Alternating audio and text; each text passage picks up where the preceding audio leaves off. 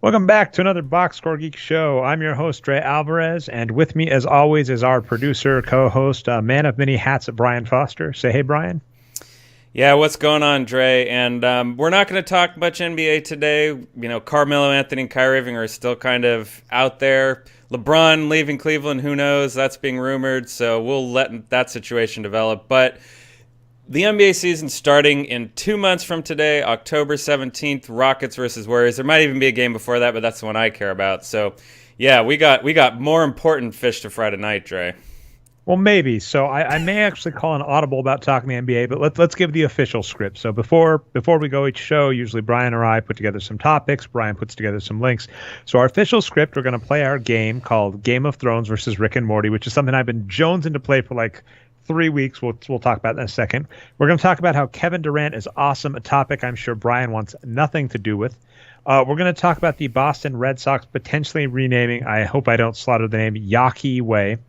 And then I might just throw out a random NBA question. Actually, Brian, I was curious because you brought up an interesting set of players that I really I want to discuss a little because I realize we haven't given a bunch of airtime to them because they've kind of been on the low level, like low burn. It's not official news.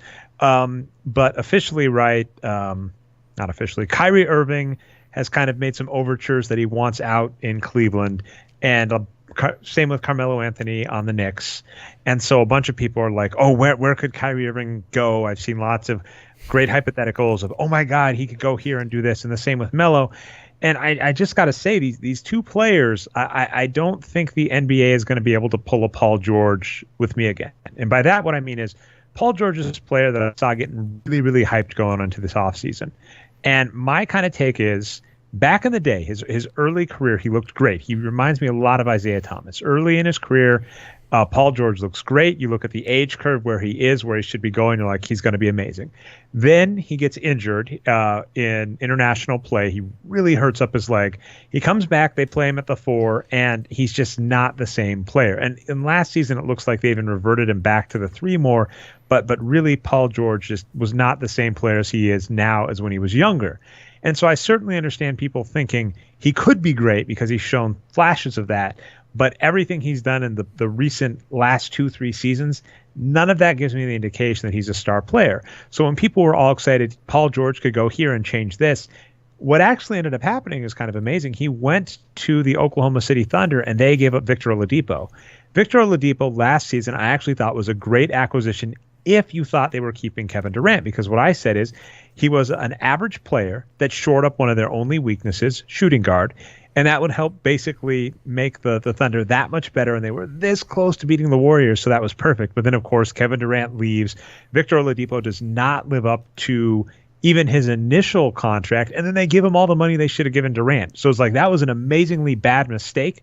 And so Paul George is an upgrade to Victor Oladipo, and he's a 1-year deal, and he probably won't resign with OKC unless they get Russell Westbrook back. And I brought this point up before. I keep calling it the Ray Allen principle, the idea that a player can be worth the value if they attract a star. So you have a player that isn't a star player. It's kind of mean to call Ray Allen this, but the point was Ray Allen, right before he went to Boston, had an off year and was getting older, and it wouldn't be harsh to say, hey, maybe Ray Allen isn't worth $20 million a year. I think he was getting paid close to that. But if Ray Allen gets you Kevin Garnett, you go, you know what? I'm going to overpay Ray Allen by $10 million. I just got KG. Same principle here. If Paul George gets Russell Westbrook to re-sign, he was worth the money. So Paul George was actually an upgrade to the player they got. He let them out of a bad contract. And if he stays, this is the important part, if Paul George stays, he's going to stay with Russell Westbrook. So I was amazed because I was prepared for Paul George to get signed, like get Kevin Love out of the Cavaliers, because that was the deal before Khan was fired, was that he was trying to get Paul George to the Cavs and trade Kevin Love in exchange for it. And I would have laughed so hard at that. That didn't happen. And so we didn't get the Paul George as a horrible pickup, but now we're looking at situations like this. And I do actually feel Carmelo Anthony, if he ends up on the Rockets, could be similar, and that if Carmelo Anthony goes to the Rockets for Ryan Anderson, it's really not a downgrade, and they already got Chris Paul, so they're going to be fine, but he's not going to help. But Kyrie Irving's a player where He's a marquee player. You're going to have to give up assets for him. So I would be shocked if Melo, Paul George, and Kyrie all wound up on teams where I thought it was a wise move for the team, because candidly, all three of them are kind of overrated at this point. And that's kind of the ironic thing about this, right? Is it's easy to just say, well, none of these players are good enough to have any impact considering where they go. But what you said is right about the trade value. If a team does give up a lot for one of these players, that's going to be the impact, right? Is giving up all this talent for kind of marginal non-star players. So, yeah, we'll see what happens. Melo's situation is kind of lucky in that because they waited so long, his trade value has, it's one of those, everybody knows he wants out. The Knicks are a dumpster fire right now. The player on the Knicks that I'm genuinely interested in, kind of the same boat as Kyrie Irving and Melo at this point, is Kristaps Porzingis. Same exact point. I do not get the hype on Kristaps Porzingis. He is just not a good player. Even if you give him like a huge, if you give him a huge defensive boost, and I want to harken back to a point I made about Kobe in our Kobe podcast. I just don't think that any player on man-to-man defense, that's stuff not in the box score, that's not rebounding, that's not block shots, that's not steals or personal fouls. I'm talking impacting the opponent's shooting. I do not think any player is really good enough to make up for a major deficiency elsewhere. Now, I mean, we've seen great players like Ben Wallace is our classic example. We think he was a great defender, same with like Dennis Rodman, but they had the box score defensive stats to go with it. In my opinion, it is really, really hard to find a player that has bad offensive box score stats, bad defensive stats, and good on-the-ball defense. And for me to believe that that good on-the-ball defense is going to compensate for those other two deficiencies, especially when, as we've kind of said over and over again, team defense is scheme-based, so you can have good defenders on bad defenses if the rest of the team sucks, and you can have bad defenders on good defenses if they're able to work around it. I mean, we've talked David Lee on the Warriors in the past. It is worth noting that the Warriors were able to win a title with David Lee and have a good defense with David Lee on the team, even though everybody seems to believe that David Lee's a horrible defender. Yeah, that's right. And, well, I can answer your original question there. Why is everyone all high on Porzingis? Points per game. He was a hyped rookie. They let him shoot a lot, and he shot at a low percentage and put points in. So everyone thinks he's great. That's just the answer. Harkening back to more about tropes, I always call this the LaMarcus Aldridge principle. There are lots of players in the NBA that have a hot stretch, or remember them. I think it's actually, I think the LaMarcus Aldridge principle is like you have a good game and it lets people forgive your bad games, and then remember them insanity. Similar idea. Lots of players can go on hot stretches. Kristaps Porzingis had a really hot stretch as a rookie where he looked like rookie of the year for a bit there. And this was in a year, I believe, if I'm not mistaken, with Karl Anthony Towns. So that's nothing short of remarkable. That being said, that's like 1 month. And Jokic. Yeah, well, Jokic was interesting because he never got the minutes. Jokic was never going to be in consideration, just did not get the playing time. But I'm just saying that, if you've got one good month of play, and at this point, what, a 9-10 month career, I'm not going to let that be what dictates how I evaluate you. And we're in the same boat with other players that are the same way. So it's just kind of, Porzingis had one good month as a rookie, and now everybody's saying that's the norm. No, the norm is the 2 years of play with below average shooting and below average stats for a big. That's where we're at. So, at some point, that's a fun list that I might wait till we're closer to the season to write up. But, players that people think are going to be a huge impact next season that I just don't see. And Kristaps Porzingis, Paul George, Carmelo Anthony, and Kyrie Irving are 4 great names, but we'll just have to see what happens with them. Yeah, that's right. All right, so here's our game. I really wanted to play this a few weeks ago. It's called Game of Thrones versus Rick and Morty. It's not going to quite line up, and it harkens back, for those of you who remember last year, there was a delay on Game of Thrones release this season because of global warming. Not a joke, really serious. But last year what we were doing is we were asking what was more exciting, Game of Thrones or the NBA playoffs, and there were some nice back and forths. So this year, the NBA playoffs are over because global warming. The NBA playoffs aren't over because of global warming. Game of Thrones was released later than the NBA playoffs because they had to wait for winter to film scenes. So anyway, what we're going to do this year instead is Game of Thrones versus Rick and Morty. We're still going to have a problem, though, because Rick and Morty is going to have 11 episodes, and it started a week later than Game of Thrones. Game of Thrones is only going to have 8. So this is only going to work for a couple more weeks, Brian. We've got, I think, 3. which is fine. It gives us something to do, and we'll just have to figure out what to do for the last month, as you noted, before the NBA season starts. A few weeks ago, I was really excited to do this. The episodes we would have been doing were Pickle Rick versus, I believe, the Queens. Actually, no. So it's Pickle Rick is episode 3. Yeah, Pickle Rick went up against the Loot Train episode. I can't remember what it's called. So it would have been Rick Mancing the Stone up against the Queen's Justice, and unfortunately you didn't do your homework. You didn't watch both, so we didn't do it on the show. It didn't really matter because that was a Kobe episode that was kind of a standalone. Last week we took off. I was traveling the whole week. I said that wasn't a big deal because last week would have been the Spoils of War versus Pickle Rick. War. By the way, speaking of spoils, full-on spoilers for both Game of Thrones and Rick and Morty. If you haven't seen either, aren't caught up, I'll try. We're not doing the leaked episodes, though. We're just doing what's already aired officially. We're not going to do leaked episodes. We're going to do through Eastwatch of Game of Thrones, if you're listening in the future. And we are going to be doing through Vindicators 3, The Return of World Ender on Rick and Morty. So anyway, the week we first would maybe have started doing it, which would have been the Queen's Justice versus Rick Mancing the Stone. I said that was a tough one. I didn't know which one went. I think I still give it to Rick Mancing the Stone. That's kind of the Mad Max-ish one. Yeah. And it's remember at this point, although actually I think in the write-up I said maybe I would have given it to Game of Thrones. It's hard to say. Obviously, I go back and forth. Good news is last week, the week we missed, not a big deal because really the Spoils of War just crushed Pickle Rick. For those of you that don't remember, Spoils of War is the episode where the dragons finally get unleashed. Daenerys comes into battle, completely destroys the Lannister army, almost kills Jaime Lannister. Just it's what we've all been waiting for. I think it even had a fight between Arya and Brienne of Tarth.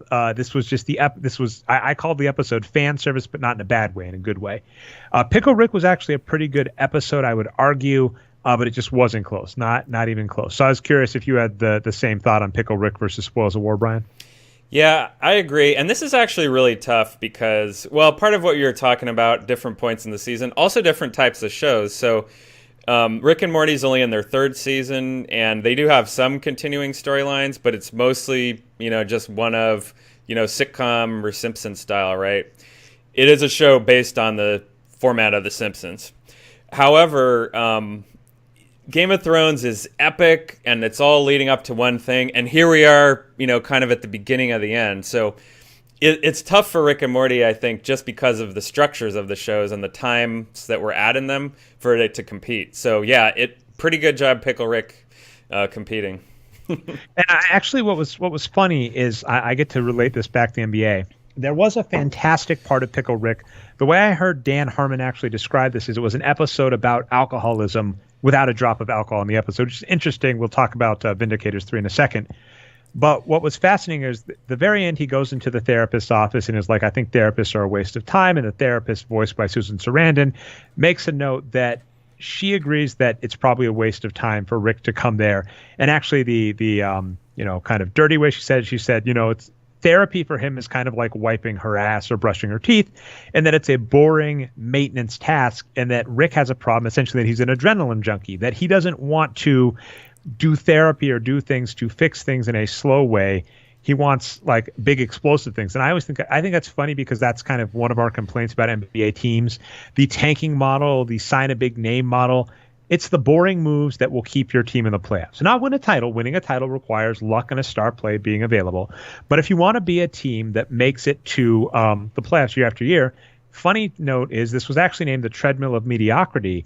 And I think that's actually great because it proves that NBA front offices, owners hate this idea of just doing a mediocre task over and over again to basically just get a team that's going to just be average. But that's what NBA teams fail to do. And it's in fact what winning teams fail to do. Nick Young may very well be a crack that we're starting to see in the Warriors, where we're saying the Warriors with Kevin Durant, Draymond Green, and Steph Curry, that core can be great for a long, they're all very young too. That core can be great for like 5 years. The not 6, not 7, not 8 LeBron James made.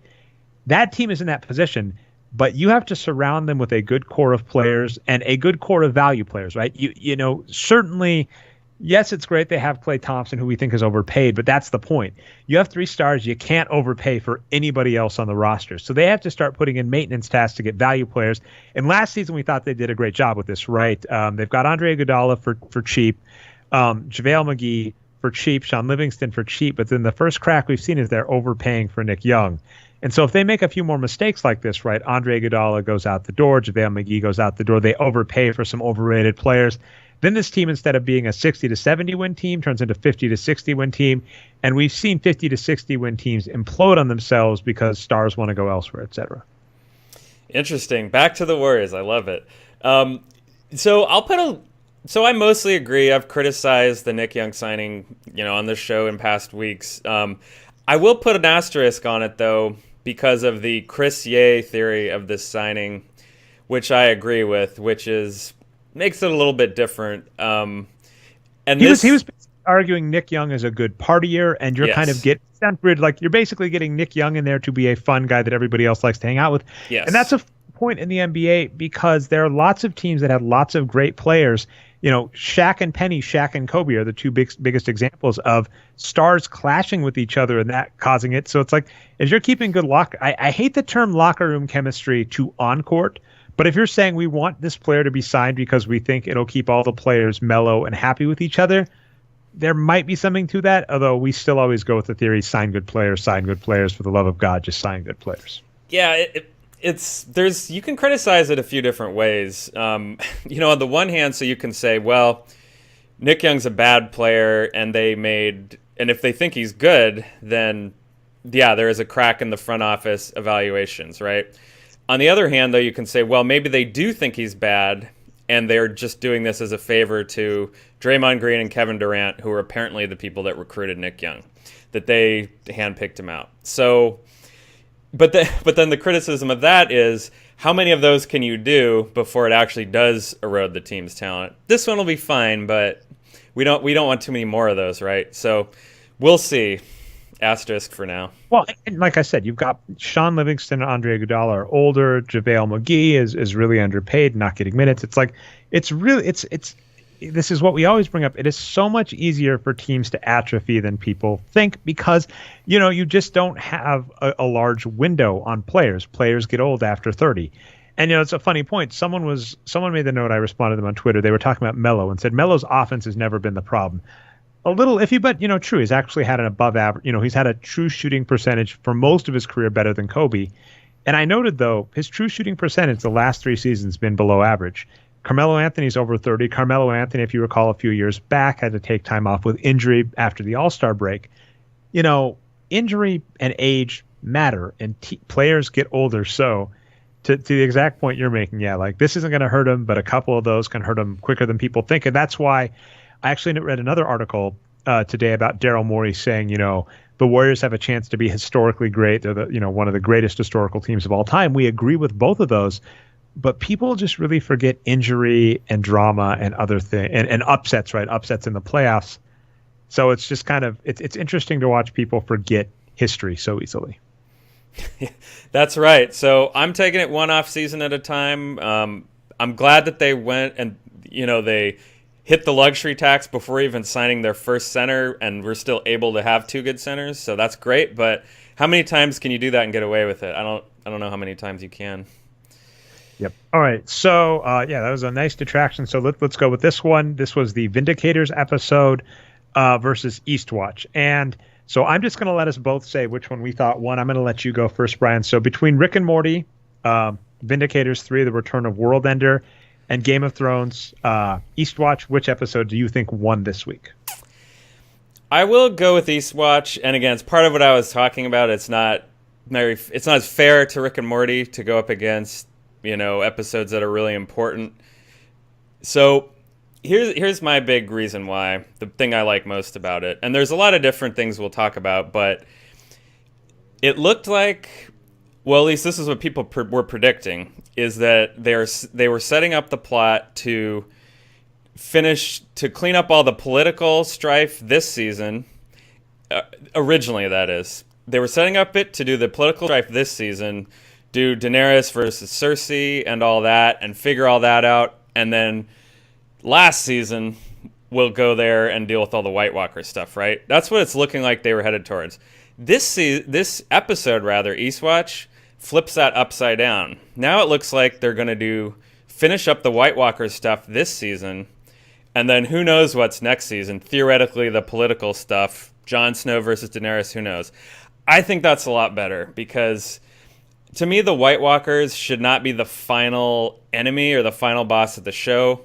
They're more of a plot device to get the humans fighting with each other and whatnot. So, yeah, I hope it goes in that direction. I'm not sure if it will, but it's looking more like that from Eastwatch.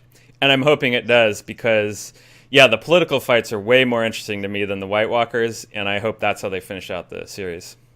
All right, and so the winner, that's not an answer, but the winner is? Well, no, it's Game of Thrones because of that. I think that's a really key turning point in the series, and so I'm going to give this episode a lot of credit for that. That's an interesting take. Yeah. I don't agree. I think Rick and Morty wins this week's episode, but I'm going to give the following caveat. I thought it was a down week for both shows. Yeah. Game of Thrones bugged me a little bit, and I give it a little bit of credit in that I feel this is something that could have been handled a lot better in a book format. There's things television can do better than books, and there are things books can do better than television. And this week's episode is an example of where television can hurt and where people complain about things, but you have to note that for the television episode that's only an hour, to be able to convey this information while still keeping the plot going forward sometimes has to take shortcuts. So, for instance, one of the famous scenes in this episode is Sam and is it Gilly, right? Is his not official wife but girlfriend or whatever. They're sitting there, and he's been relegated to doing menial tasks, which is basically transcribing books that are fading, which is interesting because we'll get that in a second. And Gilly is just reading interesting facts out of a book, an almanac about this guy that recorded a bunch of stuff. And she said that he recorded an annulment between Rhaegar Targaryen and his wife. And but she pronounced it wrong. She pronounced it wrong. But so the huge plot point, for those of you that don't know, is last season on Game of Thrones was revealed that Jon Snow is Rhaegar Targaryen's son. The Targaryens are the former house that used to rule everything. It's why Daenerys claims that she has a claim to be the ruler of the Seven Kingdoms. So it was revealed last season. What we've known for years, right? By the way, this was a quiz that George R. R. Martin gave. Who are the two? Benioff and Weiss. Yeah, the two showrunners. This was a quiz he gave them before he gave the show. He said, "Who is Jon Snow's mother and father?" Because it's like, if you're really interested in the book, this is actually something really obvious. Everybody acts like it's a big surprise. Like Cora, for years and years and years, had lots of theories. Like, no, this was pretty well telegraphed, which is fine. Yeah. If you're a storyteller. Sometimes the Shyamalan twist is not, for the sake of twistiness. That's not what you have to do. Sometimes you have to lay the groundwork to actually have a good story. And in some ways, Game of Thrones, for all the, I was talking to a friend of mine, for all of the talk about being surprising, whatever, there are times where a character, we know they're important. Like, for instance, Bran, we knew that Bran wasn't going to be meaningless because you can only devote so much wasted space to a guy doing nothing for a while. And same with Arya, right? Arya and Bran are off on the other side of the world, not impacting the plot at all. So if we know that they're going to come back and they're going to live, and we're a little less scared, despite what we've heard about this author killing everybody off, but that's fine because sometimes you just have to do the work, right? That's the thesis from Pickle Rick. Sometimes you have to do the boring menial tasks to actually succeed, and so that's the point. So in that way, to get back to the original thing I was saying about the episode. There's a lot of narrative that they advanced in this episode, and it was done not very subtly, and in some ways very annoying, and in some ways not a lot of sense. So, for instance, here's what happens in this episode: Tyrion has to sneak into which one I was going to? Is it King's Landing? Yes. He has to sneak into King's Landing to meet with Jaime to actually ask about a parley between Cersei and Daenerys until they deal with the White Walkers, because it's a bigger threat. So he has to sneak in and do that. Now, the way that is done on the show is the Onion Knight, Davos, takes Tyrion, who's a wanted man, onto a beach in the middle of the day, well lit. And then Tyrion just walks and somehow meets with Bronn. How did all this... So if you're watching this episode, like, how did this happen? None of this makes sense. But the reality is that for television, you don't get like 40 minutes to show it happening and have it going at night because they have to film 4 scenes with these 4 characters. So if it's nighttime, we don't get to see them in the day and talk. So it's like, it makes sense to me, but it's very clunky. And so this episode on the whole, very clunky with the way it did a lot of things. And, same thing with like Arya and Littlefinger's little duel back and forth. Very clunky, very straightforward. So I thought this episode was a fine plate filling episode, but was clunky, and as a result, I don't give it the win. Now, Rick and Morty, I didn't hate. Something I kind of like about this season and hate simultaneously is it does seem to be going. Last season, Rick, or the beginning of the season at least, Rick decided to break something that was important. He got Jerry to divorce. And so Rick, that's kind of seemed to have a ripple, and all the characters seem to be kind of struggling with it this season, which is fine.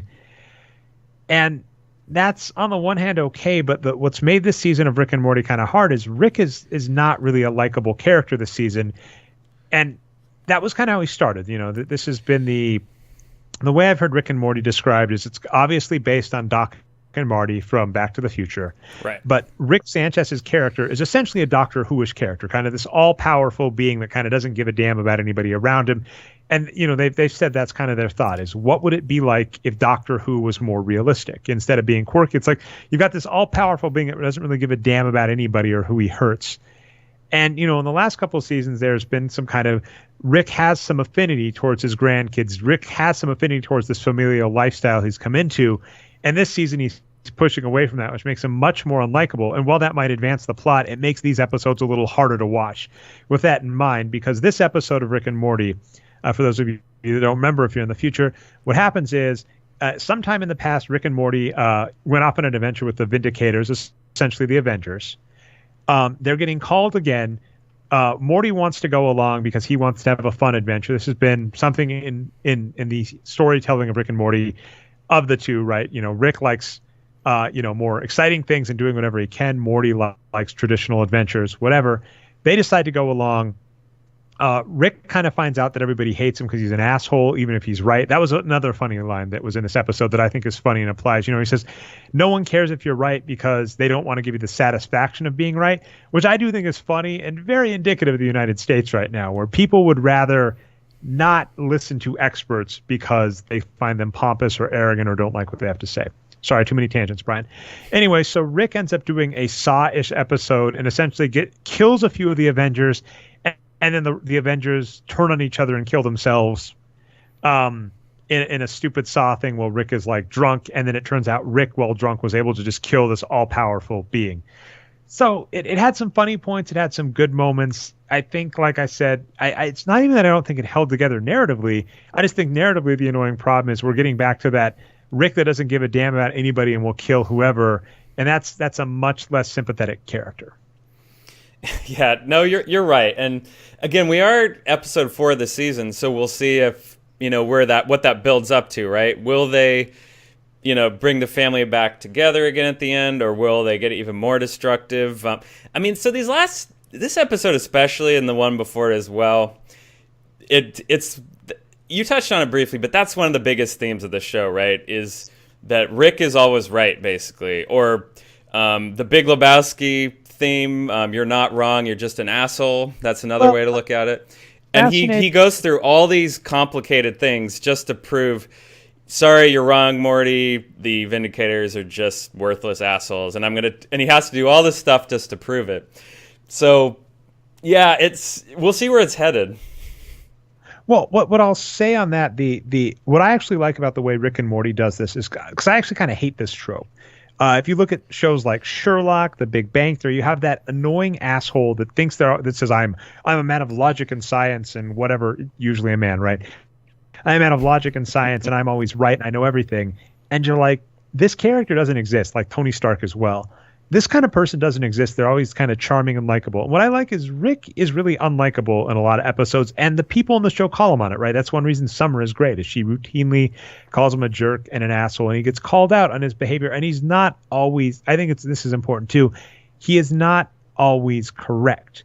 Now, in the case of the Vindicators, that was what made it interesting, is he was kind of right that this group This was kind of a satire, not satire, more of a takedown of like Avengers movies, where it's like these people that are portrayed as heroes, if we really break them down, are kind of petty people that may cause more harm than good when we break it down. And that is very true about a lot of superhero movies.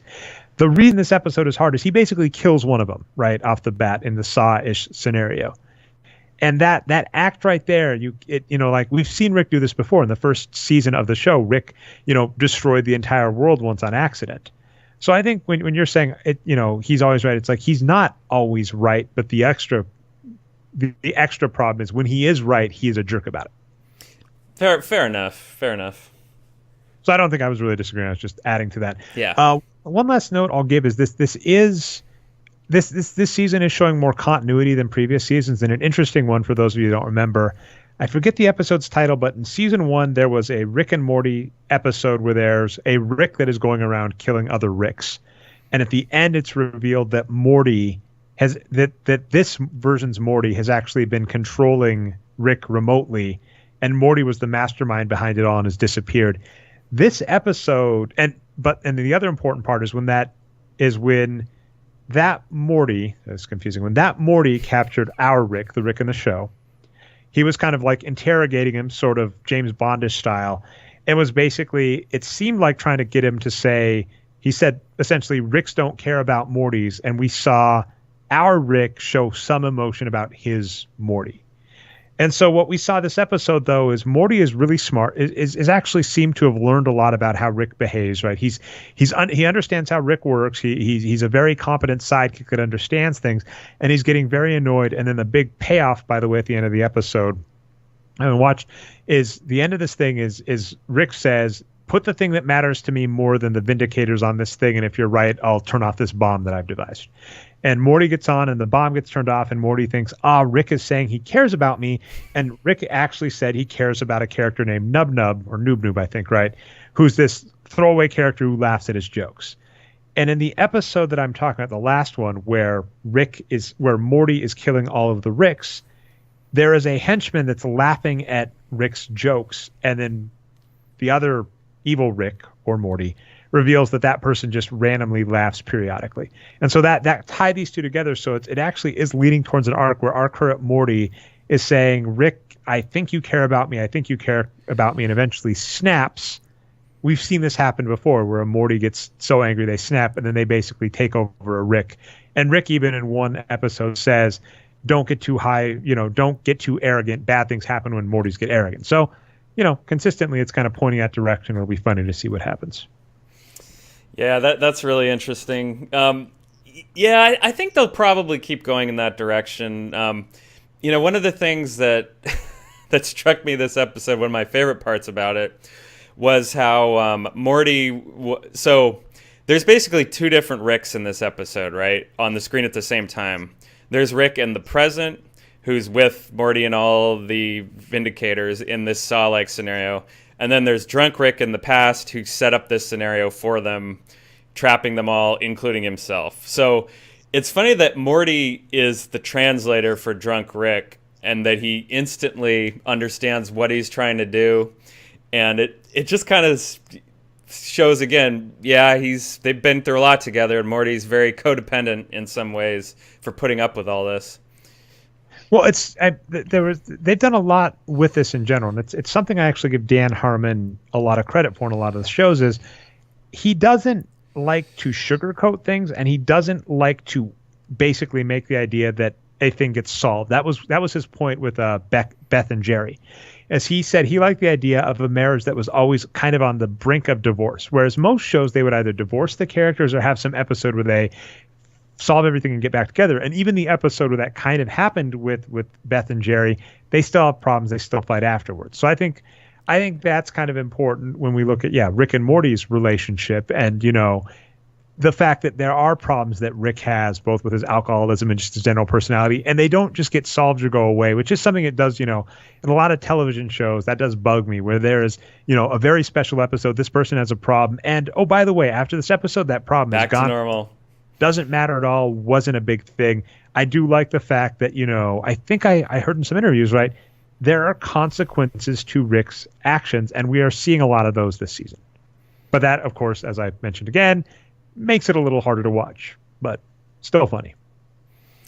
Yeah, and I keep saying this. I've said this so many times, but we'll have to see what it's building up to. If I remember the last few seasons, generally they're going to have some story arc that lasts like the last 2 or 3 episodes, right? That's going to begin kind of later in the show and kind of be what the season's about. So once we start getting into that, we'll see how these episodes build up to that, if that makes any sense. Yeah, and I mean, I tend to give them the benefit of the doubt that it's a good show, it's a funny show, so and it hasn't jumped the shark yet for me, so we'll keep watching. I really hope that next week is a bloodbath, because I don't think there's really been a huge I don't think there's really been a drop down fight between these two with 2 solid episodes, so I'll be excited for that. All right, on with more topics. Kevin Durant is awesome. So 2 things. The first is, Kevin Durant did say he just wasn't going to visit the White House because he doesn't respect the current person in office. That's Donald Trump. LeBron James also made some comments against Donald Trump. Just got to give him credit. I like Kevin Durant. Good job. I think he's a favorite to win the MVP next season. So if he stays healthy, that's very likely to happen. So we love Kevin Durant around here. So thanks for that. Anything more to say on that? I've got my second topic about why he's awesome in a second too. Yeah, well, I'm showing that on screen right now.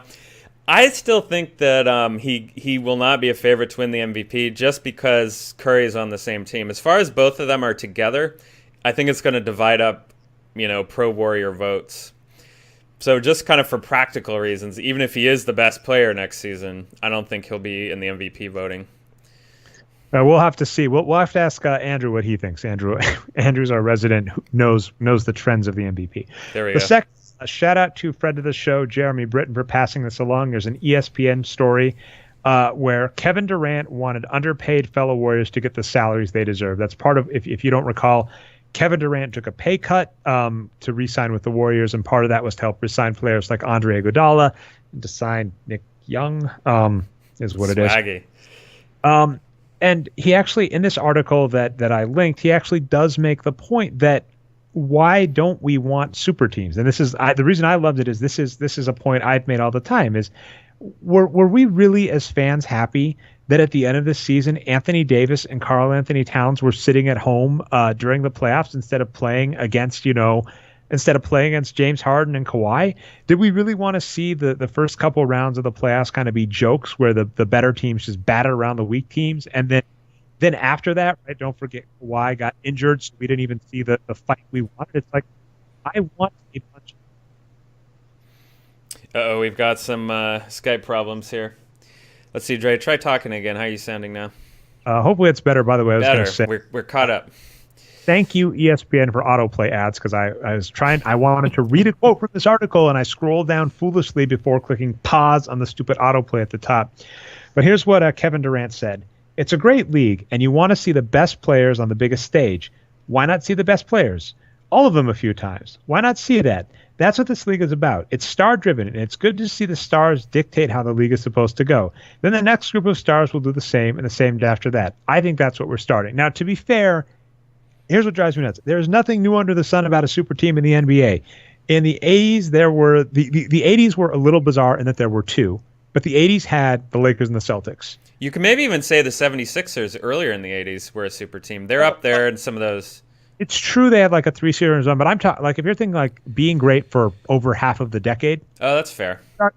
The Lakers and the Celtics were both great from 1980 to 1989. The Lakers even made the finals in 1991. They were both basically great the entirety of the 80s. They just kind of did a Pete Sampras, Andre Agassi against each other, where they kind of bit at each other. Either one of those teams, I think, could have won 6+ finals, but because they fought each other a few times, they each didn't get as many. In the 90s, right? It was the Bulls. In the 2000s, it's the Lakers again. In the 2010s, it's the Heat. It's like, and then now we're seeing the Warriors. It's like there has been a star-driven team that has just crushed the league for like half of the decade, every decade in the NBA. So it drives you nuts when people are acting like this is new. But I do agree with Kevin Durant. I would much prefer to see the stars decide to play with each other in big markets and make good teams than to keep seeing great players end up on bad teams. Now, that being said, The way the NBA works is the draft decides where you go for your first, essentially 7 years if you want to get paid. So we're really, really not going to see a change until the draft changes, and I don't see any indication that the draft's going to change. Yeah, and and let's just spell it out. What is the change here with these newer super teams versus the older ones? Those original ones, the owners built those teams through the draft, through trades, whatever. The difference here is what Durant's pointing out, that now the players themselves get to decide the super teams, and all of a sudden that's where all the backlash comes in. So once again, paternalism by the fans and owners. But we'll see if you can find it soon enough. But I wrote an article back in the day called like the origin of the parity myth, or the origin of the draft at wages of wins. Here's the bad news for Durant. In NBA history, as you're pointing out, there have been owners that build teams. Red Auerbach is, of course, the famous one. And there have been player moves that dictate teams. And in NBA history, virtually every time the players get a victory and form a super team on their own, the next CBA, the owners find a way to put a rule against that. So as examples, Kevin Garnett got a huge contract with the Wolves. The next CBA, they introduced a max salary cap. LeBron James and Chris Bosh joined the Heat via sign-in trades. The next CBA, they squashed sign-in trades. I'm trying to think. Of course, Shaquille O'Neal ended up on the Lakers because of a loophole where you didn't get restricted free agency. Restricted free agency was put back. So the history of the NBA tends to be when players win, it's not the start of anything new. It's the start of the owners updating the CBA. And at least NBA history, the owners are basically like 10 for 10 on CBA victories. The players do not win CBA fights. So rest assured, the next lockout, or even if it's not a lockout, just, labor dispute, we might see something that makes this harder to do. So. Well, so let me ask you about this. I'm not a CBA expert or anything like that. I haven't memorized Larry Kuhn's website, but I was reading that this most recent CBA that Michelle Roberts negotiated was more favorable to the players than the one before it. I don't know if that's true, but we've liked Michelle Roberts, so we'll just have to see what ends up happening. Yeah, that's right. But that's an exception, right? I guess it's an important exception because it's the most recent one, and she's still the head of the union. So yeah, maybe it's a better sign of things to come. But you're probably right. All right. I do not have a subtle way to get to this, and this is more. It somewhat relates to what's going on in the world, which we can kind of touch on a little. Although it's a basketball show and the world's depressing enough, but we'll get a little bit of it in. So I hope I say the name right, but John Henry of the Red Sox is saying he wants to rename Yawkey, I think that's right, Yawkey Way. Yawkey, I believe, was the owner that didn't want to integrate the Red Sox back in the day. And let's just be honest, in terms of Red Sox history, there is a lot of issue. In terms of Boston history and Red Sox history, there's a lot of issue with race. Who was the player this recent season that was claiming that that had racial slurs thrown at him in Fenway Park? I can't remember. Yeah, that was Adam Jones from the Orioles. So, Boston is not divorced from racism. The Red Sox are not divorced from racism. So they're saying they want to change the sign to an owner that has a very tied history with racism. And it's an interesting one for me. I'll try and give the two sides thing, which is now a meme or whatever, with both sides. Both sides are not always equal. Let's just point that out. Just because you can split things into two sides do not mean they're equal. There are two sides to every NBA Finals. That does not mean one team is not much better than the other. I'll put it that way. On the one hand, I do think that I'm not at all against removing monuments to problematic people in the history. I've got no problem pulling down every single Confederate statue in the United States. It is bizarre as hell to me to see the people fighting for that as a storied part of our history when it's not a storied part of our history, it's a horrible part of our history. And I don't mind remembering it. You don't remember horrible parts of your history by aggrandizing them. That's the exact opposite of what your claim about not forgetting history is, right? Having a statue to Robert E. Lee is not teaching future generations about the problems with racism and the problems of slavery and how it hurt our nation. It is saying we respect this person, and that teaches future generations a problem. So I've got no problem removing monuments to problematic people in our history. Getting rid of Christopher Columbus Day, fine. Not an issue at all. On the other hand, and so this isn't actually even against that, I find a lot of times when problematic aspects of racism, sexism, etc., come up in mainstream, that they really want an easy way out to get it out from under them. And the examples I brought up in NBA and WWE are Donald Sterling in the NBA and Hulk Hogan in the WWE. You kick out Donald Sterling or you fire Hulk Hogan, and that lets you say we are dealing with the problem of racism when you are really using that person as a figurehead to say you're doing something while you let the pervasive racism persist.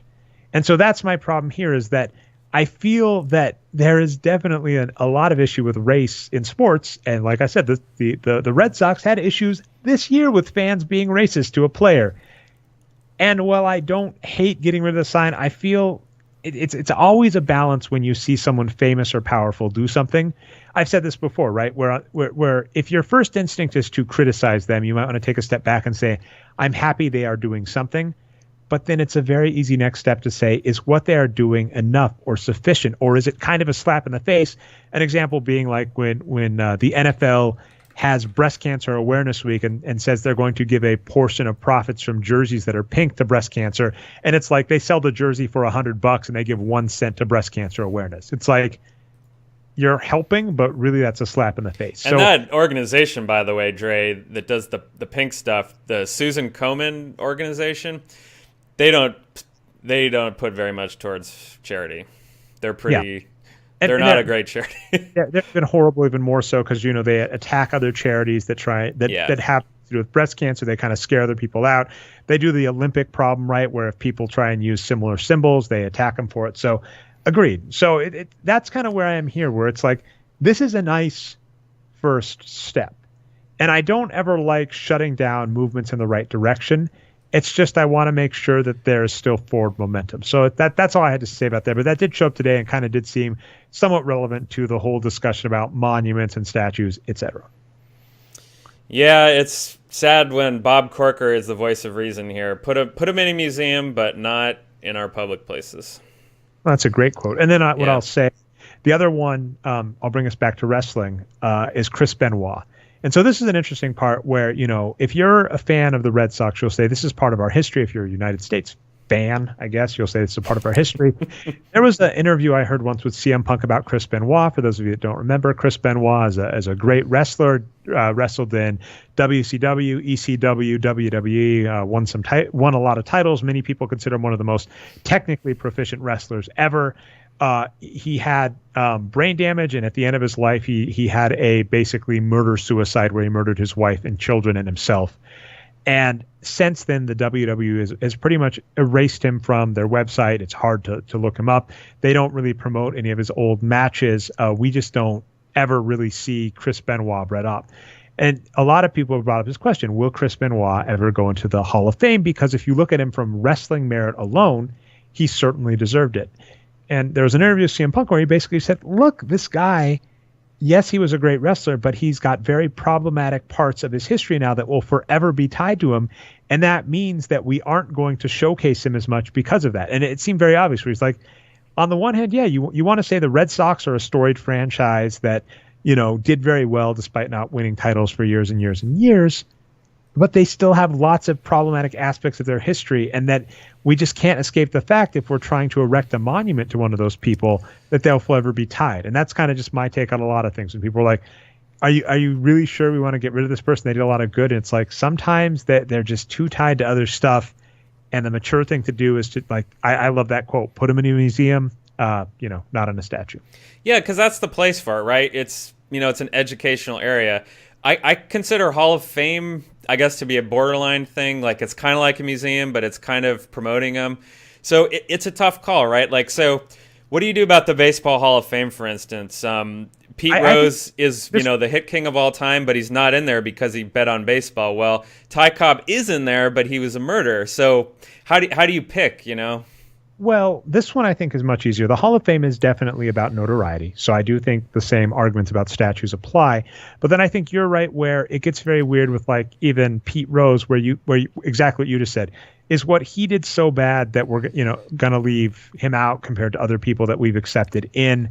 And his, by the way, like our kind of take on gambling. It's like I don't really think what he did was bad enough to merit him being kicked out. I certainly do think there are other people that have done bad enough stuff. So we'll leave those questions to philosophers, though, Brian. Speaking of CM Punk, by the way, I have a shout out, a premature shout out right now. Our local wrestling promotion here in Oakland, Hood Slam, one of their belts is named after CM Punk. Now it might be their Money in the Bank equivalency. I don't know, but they are now on Twitch TV, Twitch.tv/Hood Slam. You can watch all their shows on there, and it's great. So highly recommend it if you love that style of wrestling. Awesome. Okay. And then I don't have really any shout outs, but I do have, this was just a rant. It's the off season. You can tell is a random NBA question. So for those of you that don't remember, LeBron James in the 2003 draft, the two worst teams in the NBA were the Denver Nuggets and the Cleveland Cavaliers. They had an equal shot at the number one pick. Obviously went to the Cavs. I've always wondered what would have happened if LeBron James went to the Nuggets. And actually even more, to run it down, that the top two picks in the draft went to Cleveland, Detroit, and then Denver. What happens if LeBron James ends up on Detroit or Denver, man? Either of those teams. For those of you who don't remember, Denver had Andre Miller, Marcus Camby, and Nene early in his career. Of course, both Nene ended up dealing with injuries. If the Nuggets sign or get LeBron James, I don't think they ever trade for Kenyon Martin and or Allen Iverson later in the day. You probably attract another star. That would be huge. Obviously, if LeBron James goes to the Detroit Pistons, that's already a title team. That team won the title that season, and that was with Darko Milicic on the bench. I mean, imagine LeBron James on that team instead. Hoo boy. And then the other question I have about LeBron James's career is imagine if Carlos Boozer stayed put. So for those of you who don't remember this either, Carlos Boozer was on the Cavaliers during LeBron James's rookie season, and he played great. But Carlos Boozer was a second-round pick. He did a handshake deal with the Cavaliers where they would let him opt out of his contract so he could re-sign with them. And then what he did instead is he went to Utah for more money.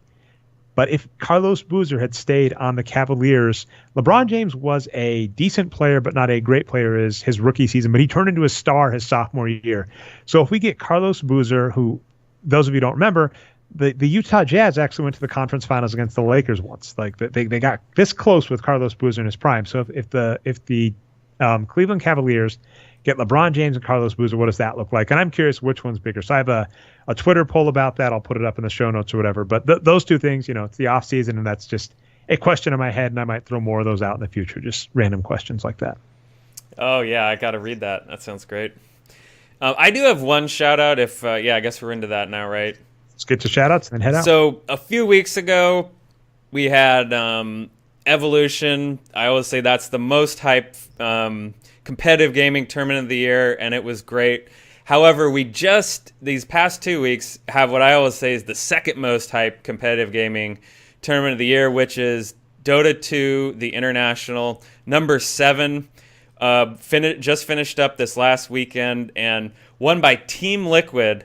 It was a tournament dominated by Chinese teams. However, the East-West trading off winning did continue this year with Liquid beating Newbie 3-0 in the finals. The finals were not that hype, I guess, but there were some great matches earlier. The match against LFY was great with Team Liquid. So anyway, $10.8 million prize purse to Team Liquid for getting first. $3.9 million for Newbie getting second. Pretty good payday. Wasn't last year $6 million? I can't remember, but it was big. That is huge. That is. I mean, we've talked about this before. Esports are fantastic, and it is really. I'm excited about that as the future because, football with concussions, even the sports like we like basketball baseball's fading, right? Just it's a graying population. Basketball we like, but has lots of problematic aspects, especially when you see how tightly coupled they are with the NCAA. So I'm not against the idea of in 30 years we've got esports and then even like AIs playing each other or something. So bring it on. I'm excited about that. There is RSI and other wrist problems, but aside from that, yes, there's not a lot of concussions in CTE. That's definitely true. Yeah, I mean, having wrist issues is much different than not having a brain that works when you're 50. Fair enough. Otherwise, yeah, I'm just hyped for the next Game of Thrones and Rick and Morty coming up this weekend. I'm ready for, Jon Snow's Ocean's 11 style heist to happen. He got all of his buddies. He played the role of George Clooney and put them all together. So it was kind of a weird plot device, but I think it's going to be really exciting. It's it's silly, I think. It's very silly, but I'm still hyped. I don't think it's going to do anything for Cersei, but I don't know. I think what would have to happen if we're looking narratively is Jon has to fight or at least encounter the Night King, and so you have Jon was recently south with Daenerys, and now you have to get him north against this. And how do you get the reason? And it's what if they have to grab a zombie to send back? It's that's kind of a dumb plot device. But what I'm guessing, though, Dre, it's setting up for the Hound who's with them to get turned into a white, and then Clegane Bowl will be White Hound versus Zombie the Mountain. That would be the most epic Clegane Bowl ever. I was thinking about that group. By the way, I'm just gonna have to do full spoilers for the full episode because I don't want people getting slapped at the very end. But what I was gonna say is, if you're looking at that group of people that's going, it doesn't make a lot of sense to kill Gendry. Why would you go bring him back just to Same kill him? with Jorah, right? They just both got back. Why would you kill him? Although Jorah could die because he just got healed to come back or whatever. So really, we're looking at what's that? The banner. Yeah, Dondarrion and Thoros. Those two very well could die. Right. Because their whole purpose is to fight against the Night King, right? So they could go down in victory. Well, and the same with the Hound. That's what I'm saying. Yeah. If we're looking at the group of people that are about to go, we're like, well, the King of the North can't die, and Robert's son can't die, and Daenerys's, previous hand can't die. One of you three, you guys pick. Possibly all three. Possibly all three could die. So Dondarrion can come back to life, but I guess if Thoros dies first, then he's screwed. I don't know. I mean, if you recall in the book, I believe Thoros is dead or isn't. Yes, he gives up his life to bring back Lady Stoneheart. So that's where we're at. Sorry, he's way better than Lady Stoneheart, by the way. Dondarrion's the man. I don't know. So spoiler alert, I didn't actually read. I read. This is how boring it is. I didn't read the last Game of Thrones book. I did. There's a book called The Hand of the King or something that has, if you guys remember the Cliff Notes from high school for if you had to study up for a book, but you didn't want to read the book, you got the Cliff Notes and it had a summary of the book and important plot points that you need to write essays. I basically found the online Cliff Notes for the last book. And funny enough, that still takes forever. It takes an hour to read one of George R.R. Martin's books, reading the Cliff Notes. But I just read the Cliff Notes of the last book. Stoneheart's interesting, but I didn't care much. Okay, well, we've done the fake wind down twice. I'm just going to say that's been our show. If you've met us not through the website, we are at boxscoregeeks.com. You can find us on iTunes and Stitcher, the Boxscore Geeks Show. Subscribe, upvote, helps us out. We go live every week, late this week, but usually Tuesday or Wednesday, 9:30 p.m. Eastern Standard Time, twitch.tv/Nerd Numbers. And if you missed the live show, you can catch recaps on YouTube channel Nerd Numbers. I've been your host, Dre Alvarez. You can find me on Twitter as Nerd Numbers. Co-hosted, produced, scripted, everything by Brian Foster, the man with many hats. You can find on Twitter as Boxscore Brian. We've had a good one, and we'll see you next time.